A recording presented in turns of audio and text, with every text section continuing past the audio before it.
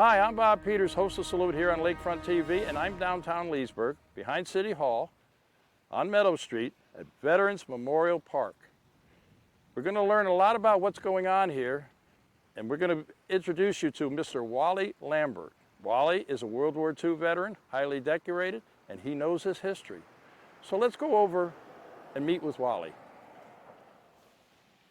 Well, I'm sitting here now in front of the World War II monument. And I was, like I said, this is my friend, Waley Lambert. Waley, World War II, and you're the expert on World War II because you lived it. And we have this beautiful monument behind us. And I was hoping that you'd kind of share some stories, tell us a little bit about World War II, so young people would learn about what transpired during World War II. Obviously, the first panel is Pearl Harbor, December 7th. What do you remember about that? Yes, well, that day, as a matter of fact, I was washing my car. I had the radio on. It was Eastern time, about 1 o'clock in the afternoon, and the announcement was made that Pearl Harbor was bombed. So some of the facts after Pearl Harbor, I like to look into the history of that, and they said, why did the Japanese bomb Pearl Harbor? Well, the Japanese was an island nation, had no natural resources, and they wanted to expand through the Pacific and Asia. And they thought if they attacked Pearl Harbor and took the American fleet out, they would have a free hand in the Pacific to conquer other nations. Yeah, we took a tremendous loss, but certain things happened during that attack where we got a couple ships out. Remember? Yeah, one battleship did get underway, but I don't think it made it out of the harbor because it was blocked with wreckage. Well, it's a great monument down there now in Hawaii at Pearl Harbor. Mm-hmm. So that's what started our involvement, although the war was going on in Europe, the other countries. Correct. But that was our first involvement into the war. And that's when Roosevelt made his famous speech, "A Day That Will Live in Infamy." Correct. And along with that, do you know how he got to that? I love to tell this story. You know how he got to where he made that speech? No, the day that will live for infamy. No, I do not know. He rode in the very first bulletproof car that the government ever had, and it used to belong to Al Capone. Is that right? Yes, they took the car because of what happened at Pearl Harbor. Mm-hmm. So if you look at the panel behind us, you see that there's two planes there. Those are the Japanese planes as they attacked Pearl Harbor. The kamikazes and all that. Also, there's a newspaper clipping that we declare war, and you'll see the involvement with the Italians and the Germans. The Germans Declared war on us 2 or 3 days later. So yeah. Germany and Italy declared war on us, actually. Yeah, a lot of people don't know that, No. that they declared war on us. People think we declared war on them. It was just the opposite. Yeah. And then we go to the next panel, we see Doolittle's raid. You remember too much about Doolittle's raid? Yes, I do. Well, that, something that strikes me in amazement about the Doolittle raid, that took place in June of 1942, only 6 months after the Japanese attack on Pearl Harbor. Yeah, my understanding was that General Doolittle wanted to strike their homeland. That was his goal because they hit our homeland. Correct. And he got the B-25s, and he had to strip them down quite a bit. They were stripped of everything in order to carry a heavier bomb load and more fuel. And to get off of an aircraft carrier. On the carrier. You know, also, bombers don't go off aircraft carriers. No, B-25s flying off an aircraft carrier, quite a feat. And it was a bad day, too. It was rainy and rough seas. In a way, I might have helped them because they went flying speed into the wind, which gave them more lift. Yeah, Unfortunately, though, they were spotted by a Japanese trawler that they know radioed that their carriers are in the vicinity. And I think that added another couple of 100 miles to their mission to the Japanese homeland. And they knew they weren't going to get back to that aircraft carrier. Right. They had designated places in China to land, but that kind of went. Some of them made it, some did. Right. Some didn't. Some landed in Russian territory, and they believe it, they were taken prisoners. by the Russians. Oh, really? Yes. I didn't know that. Yes. Yeah. But that's quite a bit of history there with Well, there was so Doolittle's much raid. if you go into the detail of it all. Yeah. Yeah, yeah. I mean, if Yeah. people really, young people especially, if they want to learn more about World War II, there's a whole bunch of information out there. Yeah. But also we have the Operation Torch.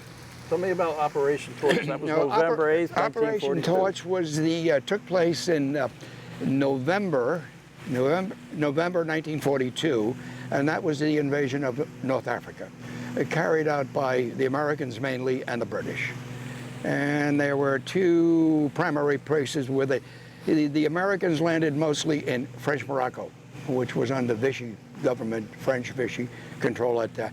And the Brits and Americans went into the Mediterranean through the Straits of Gibraltar and landed in Algiers and Oran. Yeah. And of course, when you think of World War II, you think of some of the planes. You had the B-24. Later at the end, we'll talk about the B-29, but the B-17, the Flying Fortress. In Europe, that was the workhorse. Yeah. I talked to a pilot one time. We had flown on a B-17 out of Leesburg here. And the guy says to me, when they asked which was a better airplane, he says, well, if you wanted to carry more bombs and go further, you took the B-24, the Liberator. But if you wanted to get home, you took the B-17. Yeah, some of them all shot up, no tails on them, holes and pieces ripped off them, and still made it home. Crew members, 8 to 10 crew members, depending on the airplane. Yeah, correct. It was a big part of World War II. And the casualty rate was very high. That was they called it the mighty 8th Air Force. The casualty rate was extremely high. However, as the war progressed, and the Mustang was equipped with its new Merlin engine and a belly tank, it was escorting the thousand plane bomber raids all the way to Berlin and back. Quite a feat. Yeah, you had an African-American group, Tuskegee Airmen. The Red Tails. Yeah, the Red Tails. Part of history. Yes. They flew mostly out of Italy and they escorted mostly the Liberators, which were what, the B-24s? Yes. Yeah, they on their raids through Southern Europe, Pulaski, the oil fields, and it is said that when the Red Tails escorted the bombers in that theater of operations, not one bomber was shot down or lost. Yeah. Quite a feat. You know, I had the honor of interviewing one of the Red Tails, and Dan Teal's his name. Dan was with the bombers. A lot of people don't know that that unit, not only were they fighter pilots, but they had bombers, but we never sent the bombers from the Tuskegee Airmen overseas. But I did have the pleasure of talking to Dan. And you know, when you get into the history, you also have to look at the different groups, the minority groups. Sure. You know, the African Americans, you did not put everybody together. They had their own seperate thing. Yeah, they were still discriminated. Yeah, they were They were officers and fighters, and they still were discriminated against. And also, speaking of, I want to mention a little bit, I did have an opportunity to interview a man of Japanese descent. Now, he's an American of Japanese descent.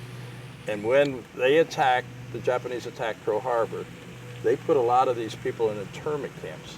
That's correct. And the only way he got out, he was a young man, he was like 16, 17. The only way he and his family got out was he volunteered for an all-Asian group. Unit. And they would only fight against the Germans. So, you know, and what was interesting, what he told me, that after they attacked, they had a line like 200 miles from the coast. His parents lost their house and their store because they were too close to the ocean. And like I said, he later on went into the Army, our Army, United States Army, and fought gallantly.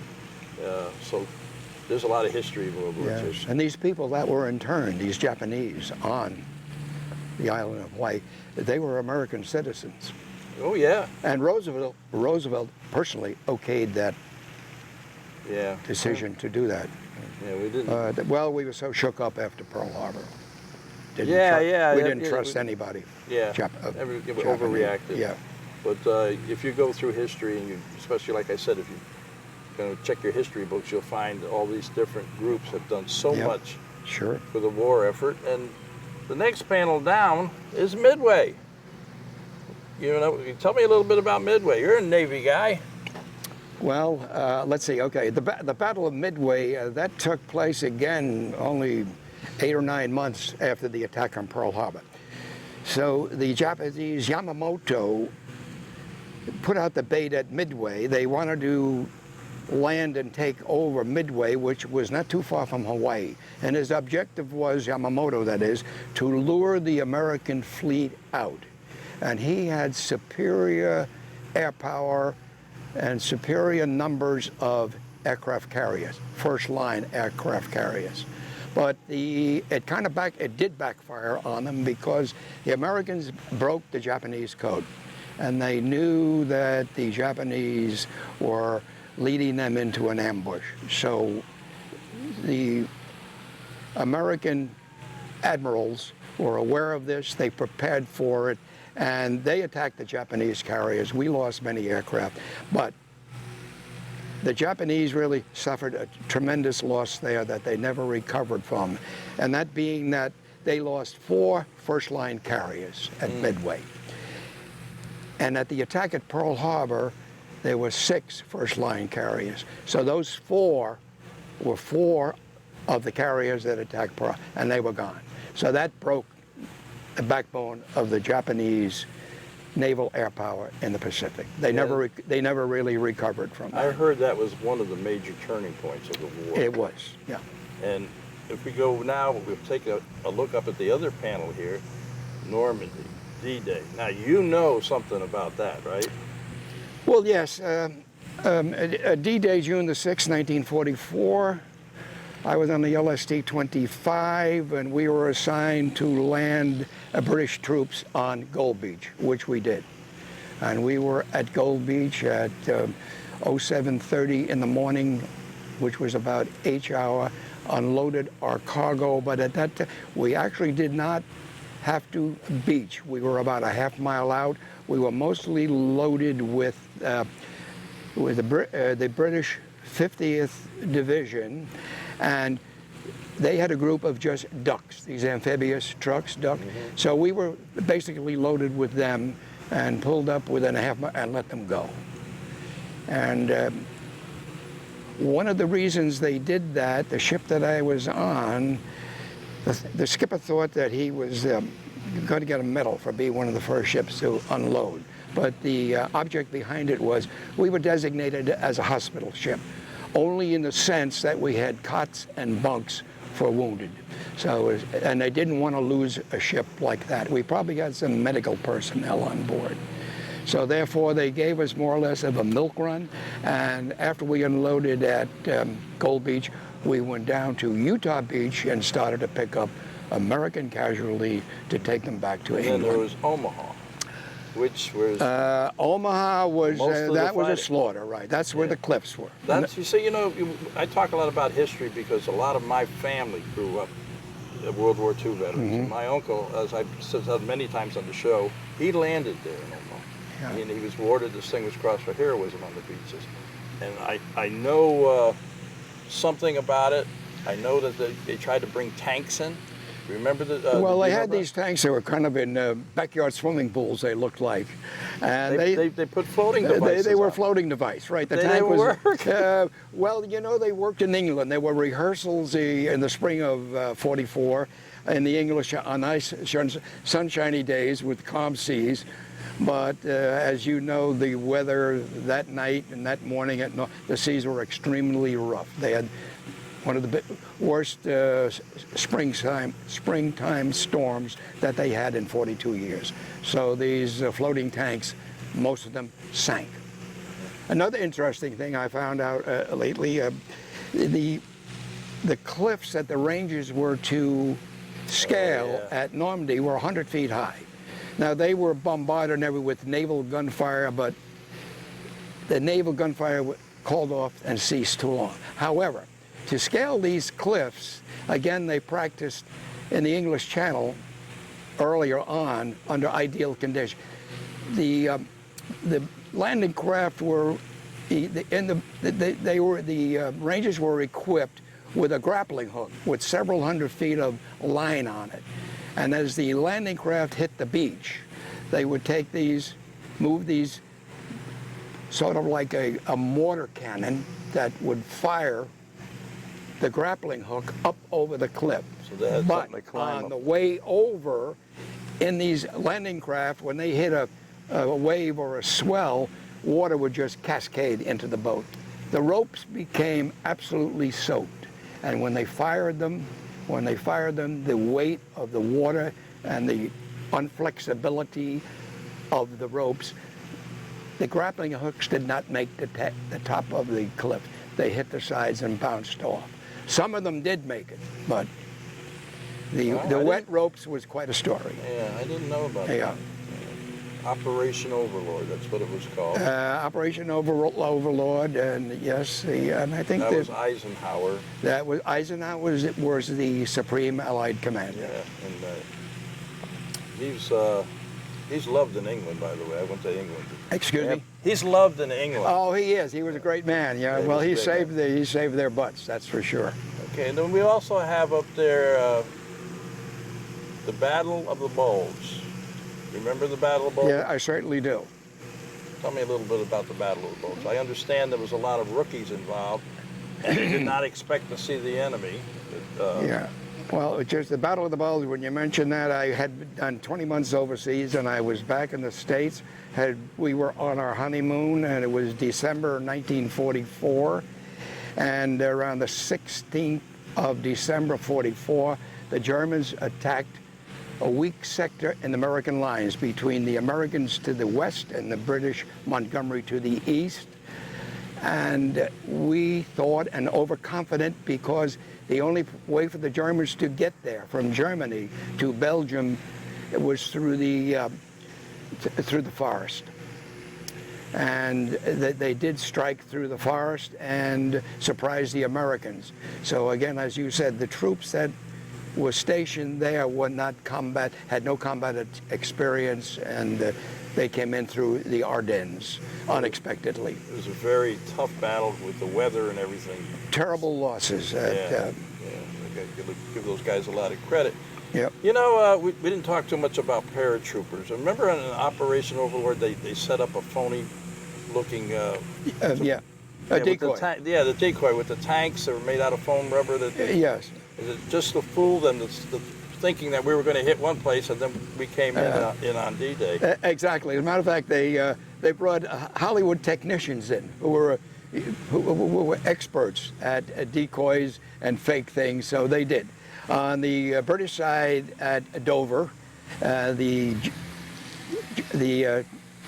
across the channel, from Dover to Calais was only about 22 miles. Mm-hmm. So Hitler was convinced the shortest distance, that's where they will go. So at the Dover side of the channel, they did. They set up rubber tanks, aircraft, hundreds and hundreds of vehicles. They couldn't do anything. Right. And also they created a First Army, false information, fake news. Mm-hmm. That General Patton would be in charge of this First Army. Is that where that saying came from, fake news? Well, I just threw that in now because it was, they deceived the Germans with a radio message and radio traffic that indicated we would shove off from Dover, and we didn't. We left from ports scattered all over England. I left from Southampton. Southampton was probably one of the main, because of a good harbor, one of the main jump-off points. Yeah. Weymouth, Falmouth. Operation Overlord, but I have to get back to that a little bit. That was amazing because also we had the paratroopers coming in behind enemy lines, and I had a dear friend, Howard the Hero. We did a show with Howard, and what these paratroopers did, the airborne, coming in behind enemy lines, and it's a tremendous history here with World War II. But let's move on. We have on there's another airplane. Which talks a little bit about Sumter State College, right here in downtown, right here in good old Leesburg. Oh, okay, yes. And my understanding, we had a prisoner of war camp here where we kept Germans. We also had a training facility for the planes. And the interesting thing was the prisoners, they used them to pick the oranges. Yeah, and they You know worked the that? mess halls and that type of thing Yeah, too. yeah. And then after the war was over, a lot of them didn't want to go Oh, home. we love this Florida sunshine. Yeah, it's Yeah. a great place down here Yeah. in Leesburg. And yeah, they like the fact that you can get the beef and everything, the food. Oh yeah, food was great. So yeah, there's a lot of history right here in Leesburg. There is. Well, all throughout Florida were many Army Air Force training bases for to train flyers of all fighter pilots, bomber pilots, trained right here in Florida. The next picture we have on the bottom there is Iwo Jima. Now, that was a battle. But a lot of people don't know about some of these islands like Iwo Jima. The idea was to take that island for an airfield. That's correct. Back then, we could not fly like our planes can today. They can take off from the United States, bomb anywhere in the world, and come back. They had a very short range. They needed runways, and that's how that started. And that kind of like the island kind of got Well, lowered. I guess the bomber they were using then primarily and the bomber outfit was the B-29. And they were flying from Tinian and Guam all the way to bomb the Japanese homeland. Yeah, but that didn't come until later. They were capable of doing that, but the ones that were low on fuel and damaged, Iwo Jima, I think the primary reason for it gave them an emergency landing spot and a place to recoup and refuel. Because nowadays we do in-flight refueling. Yep. The tanker will come right up to a plane and drop the boom, and you can just keep going. But we needed those islands. It was yes, I think Iwo Jima was only 600 miles from the Japanese homeland, but it was an emergency base for the B-29s. Yeah, then we got another newspaper up there. The war in Europe has ended. Surrender, victory in Europe was proclaimed today. So Okinawa.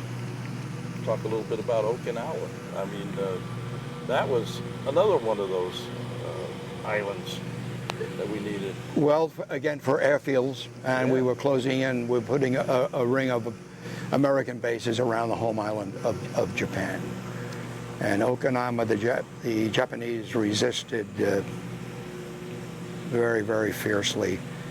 And they were trained and indoctrinated, and even the civilian population on Okinawa was convinced that if the Americans capture you, your family, your babies will be executed. And women, old men, women, and children went and jumped off cliffs into they committed suicide, harikari. Yeah, they couldn't stop them. They just kept going. So it was another bloody battle, yes. Yeah. I had the honor of, like I said, not only you, but other World War II veterans on my show, and one of them was my friend Bill Kumba. I don't know if you know of Bill. He was a Marine, Okinawa, and Palu. And he went through a lot at Palu. But it's just amazing what your generation went through. You know, we're going to talk a little bit about some of the other people that were not in battles, but they were a big part of the war. But if you look at the panel near the end now, we're looking at Enola Gay. Yes, the first atomic bomb, Nagasaki, Hiroshima. Yeah. So finally that convinced the Japanese that the war was over for them. Yeah. Yeah. I think Again, the B-29 carried the bomb. Yeah. And very interesting story with the B-29. When they first came out, they had a magnesium crankshaft that used to catch fire quite a bit. Later on, we'll talk a little bit about the Wasp, because they're the ones who would transport them. And a very good documentary, but I don't want to give that away either. Yeah. Done by Bill Suki. But in submarines were, on both sides, very instrumental. I mean, we had cargo ships going over during World War II with the merchant marines, and the Japanese would stay off the shore of our country and wait for them to come out, and they'd just blow them out of the water, because we had to get those supplies over to Europe. Well, earlier on, and that's true, in the Atlantic, everything that they needed in Europe was manufactured and produced here in the United States and left out of East Coast ports. So earlier on, before they had convoys and enough patrol craft, the merchant ships were easy pickings for the German submarines. Merchant Marines played a big part. A lot of people don't know Merchant Marines are just every war that we've ever had. Yeah. You know, but they're not considered Department of Defense. They're not like the Coast Guard, but because most of the time, and I learned this because I've had Merchant Marines on the show, they get paid when they're at sea. When they get blown out of the water and they're swimming around in the ocean, they're not getting paid in. They're not, of course, yeah. Well, they work for they work for the shipping companies. They were the merchant seamen who manned the ships. Another point with as the war progressed, to give them protection, the ships against surface vessels, or let's say which the Germans did at times, a submarine would surface and with its deck guns take on a merchant ship. So the United States Navy developed a group of men called the Seaman Guard. And they were small crews of 6 or 8 men and 1 officer that were placed on particular merchant marine vessels, and that vessel would be equipped with a big 5-inch gun. So they were not the Seaman Guard, there were another, but they manned the guns on the merchant ships. Yeah. Now I'm gonna. They were called the Armed Guard. I'm gonna pick your brain. Yeah. The Enigma. You know about that? Yes. The Enigma there was a German submarine that was attacked by air from, I think, one of our, they call them baby flat tops. The Enigma was. And it severely damaged a German submarine, but it did not sink. I believe they boarded it, and the Enigma machine. They got it. They got it, right. And then yeah. That was supposed to be hush-hush. Somebody went out and said, hey, we got one. And they almost court-martialed the guy. Yeah, what's an Enigma machine? Well, the Enigma really was a code, the code. And we had to crack this code. There were so many different combinations. We didn't know how to crack it, but until we finally got one. It was the machine itself, though, that did all of it. Yeah, that basically was an early model of a computer, I would imagine. In a sense, yeah, I would think so. Yeah. Mechanical computer. Yeah. And then there's, like I said, there's so much going on in history. And like with the bombers, you had the Norton bomb site, which was top secret.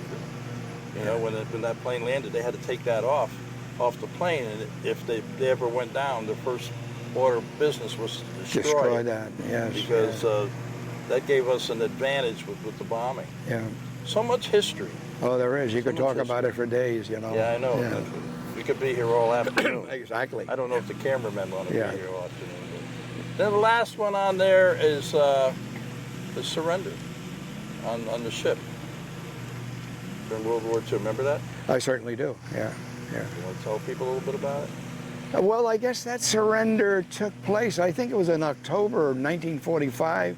After the second bomb was dropped, the Japanese, the emperor, he put the heat on the high command, the military, that it's time we get out of the war.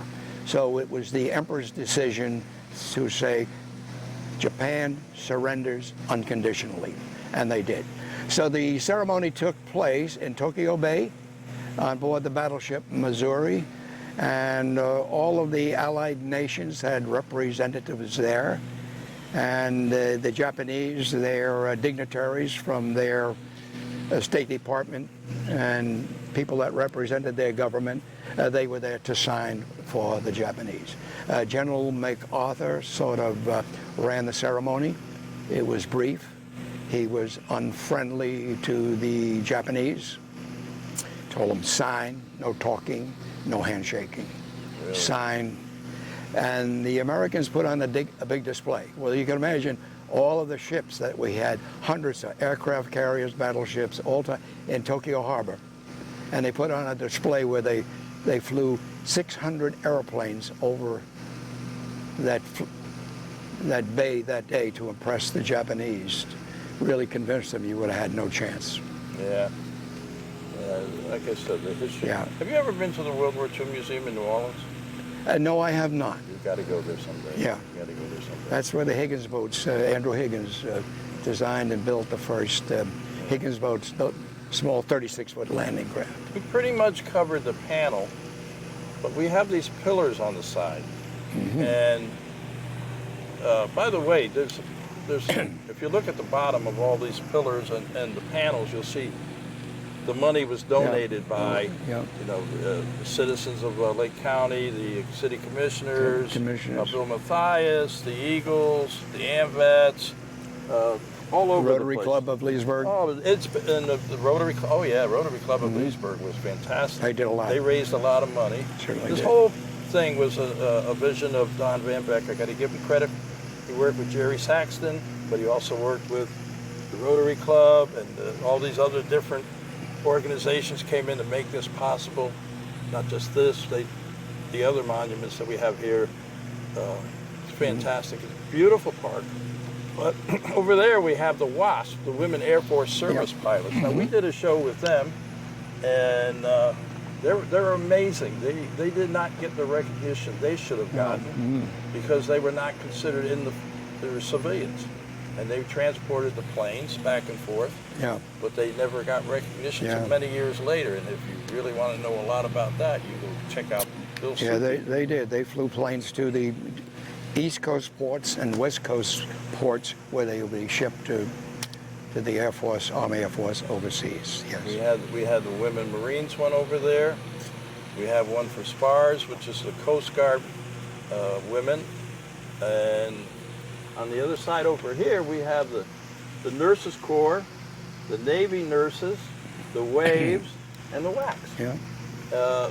All these people played a tremendous part in the history of World War II, keeping us going. You know, rationing was a big thing. You know, as you know, you grew up with the Great Depression, and things were kind of tough. And in fact, we talked a little bit about that before when Germany got involved, was because the sanctions that were put on after World War I. Well, yes, the Versailles Treaty, they put such strict sanctions on Germany that they bankrupt Germany. A person couldn't buy a loaf of bread. And that's how Hitler came to power. Right, he was like a messiah to them. Yeah, and he advanced. He had fought in World War I, from my understanding. Yeah. And he used all that to make the great he rebuilt society, Germany, whatever he thought he was making. A lot of the restrictions that were imposed upon Germany for the Versailles Treaty and restrictions after the war, they even made them pay reprimand. France in particular wanted compensation, money, for the damage Germany did to France during the war. So all of these things, Germany didn't have it. They didn't have it. So Hitler just said, I'm out of it. We're on our own. I'm rebuilding the German military, whether you people like it or not. And nobody stood up to him. Yeah. Nobody stood up until he invaded Poland. And then Britain and France declared war on Germany. One of these other panels that I did not mention, it says Rosie the Riveter. Talk about women in the workforce during World War II. Now, I did see Rosie the Riveter at the World War II groundbreaking, but I never had a chance to talk to her. But we did have on Lakefront TV, we had Olive the welder. These women did everything. They riveted planes, ships, everything. But there's one thing we didn't mention, and it's way down at the bottom of the panel. I saw that. There. Yep. Yeah. Kilroy was here. Kilroy was here. Now, you remember the story with Kilroy? Yes, I do. With the rivets? Yes, with the rivets. They counted them. Yeah. So they were get paid by the amount of rivets, right? Shipyard workers. And sometimes they turn them around and they've got them going back to count a second time. They cheated a little bit. I did 2,000 rivets today. I only did 1,500. Yeah. So Kilroy would draw that little picture on the plane or the ship apart and say Kilroy was here. So they knew that he had already counted. I checked your numbers, Checked your numbers, and that became pretty famous all over the world. Oh, it did. In Europe, where I was, you would go into different a bar or a tavern, a pub in England, or a latrine or something, and it was very common to see the drawing of Kilroy was here, and he's peeking over the fence at you. Yeah. I just want to close talking a little bit about when you came home. You know, the war's over. You guys just went back to work. They had some barrack housing, or And I don't know how widespread it was or how many units they built, but I worked for New Jersey Bell Telephone, and I had a partner that I worked with, and he got on the list, and it was in Newark, New Jersey, and on a vacant lot, the government, they built a barracks type home. I think they were a unit of 4, like a 4-family, 2 down and 2 up. But they probably had a kitchen, a bathroom, and 2 bedrooms. So you got to realize the men coming back from World War II, if you had a family or looking for a place to live, it was just unavailable. Yeah. There was no place to go.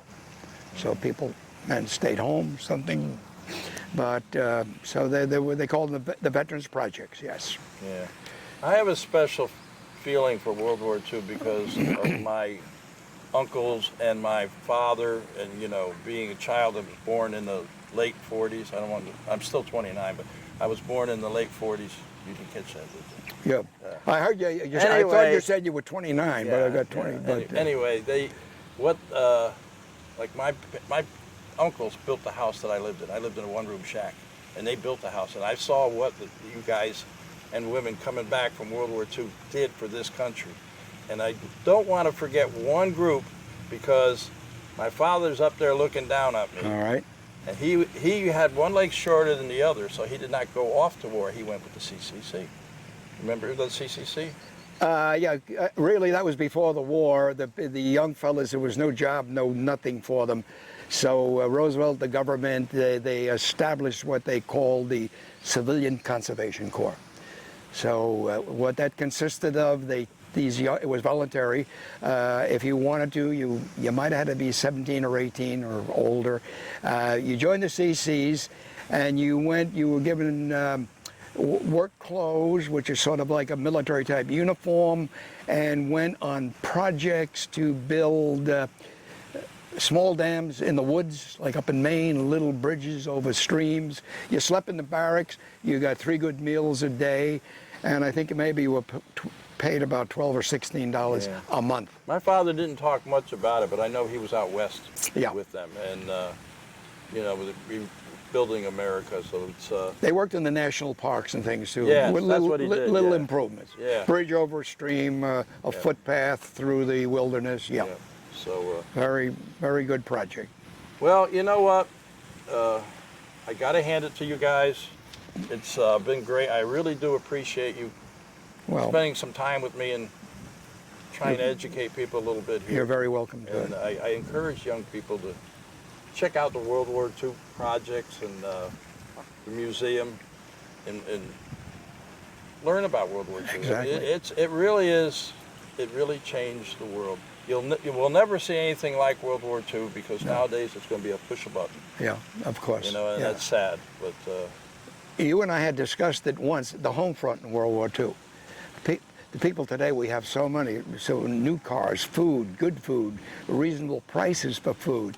During World War II, when the war, food was a scarcity. Food was rationed. Shoes were rationed. Automobile production stopped. Automobile tires, a few days after Pearl Harbor, were off the shelves. You cannot sell an automobile tire. Food, coffee, sugar. did they take away your cell phone? If you had a telephone in World War II, during the Depression, World War II, you probably came from an upper middle class family. Yeah, and they were not cell phones. No, they were not cell phones, of course not. The old saying, "It ain't over till it's over there." You know, Yeah. you guys would go off to war. Some of them are still. They're looking for some of them still. There's still people missing from all the wars. Oh, sure. All the wars, but Yes. it was amazing. Your generation, you go off and nobody hear anything. My generation, when I was during the Vietnam War, I would go overseas, we did not communicate. We'd get letters, you know, if Maggie's drawers were up, that means there's mail's in. If you got a box of cookies, you were the hero, Yeah. you know. And but nowadays, talking to some of these young guys, they actually have their cell phones and they have computers and stuff where they can communicate with their family back home. Isn't that amazing? Well, what the difference was? Well, going back a few years ago, I had a neighbor, a young fella, and we lived up in the country in New York State, and he decided he's going to join the Army. So when he got to boot camp and finished his basic and went to whatever assignment he had his own room with a television and a telephone, and the government shipped his motorcycle to him. Time to end. Sounds like rough duty. Yeah. Yeah, I want to thank you again. Oh, you're welcome. Anytime. Okay. But I think it's time to go. We Okay. can talk forever. Oh, you could, Bob. And you've seen the show. You've been on the show. So you know how I end. Yeah. All right? So we're going to say goodbye. Okay. So all our veterans out there, our active military and their families, we salute you for all you do. Till next time. Goodbye. This is a monument down here in Veterans Park that very few people even know is here. It's kind of set off in the distance. And this was placed here on July 4th, 1976. So it's the oldest monument here in the park. And you can read what it says about, it's kind of hard for me to see, but enjoy the freedom, America, thanks to the defenders of the Republic, military and civilians, living and dead, past and present, and the future. It's an all veterans monument, and it was put in here in 1976. We're going to go around now and check out the other monuments.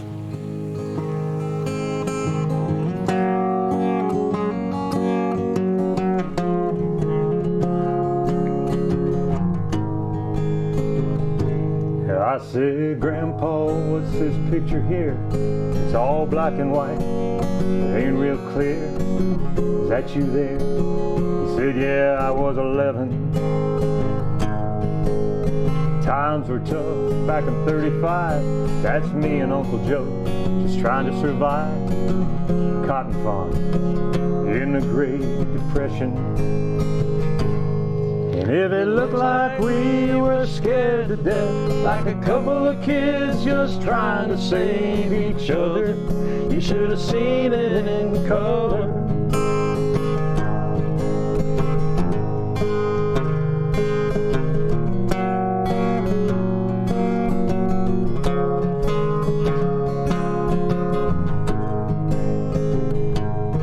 Oh, this one here was taken overseas in the middle of hell, 1943. Wintertime, you can almost see my breath.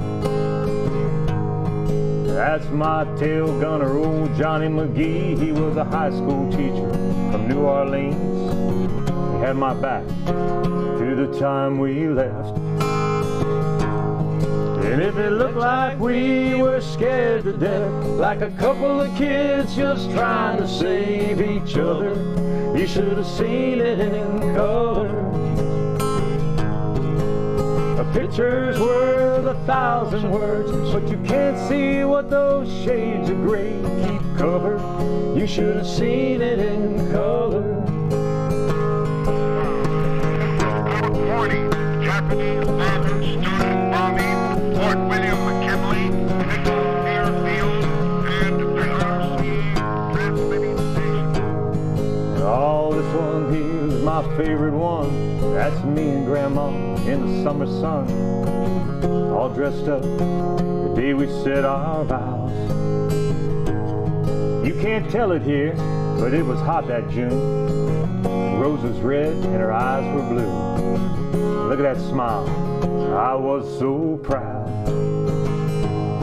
And if it looked like we were scared to death, like a couple of kids just trying to save each other, you should have seen it in color. A picture's worth 1,000 words, but you can't see what those shades of gray keep covered. You should have seen it in color. That's the story of my life, right there in black and white.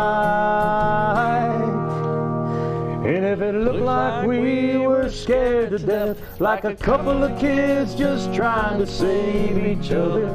You should have seen it in color.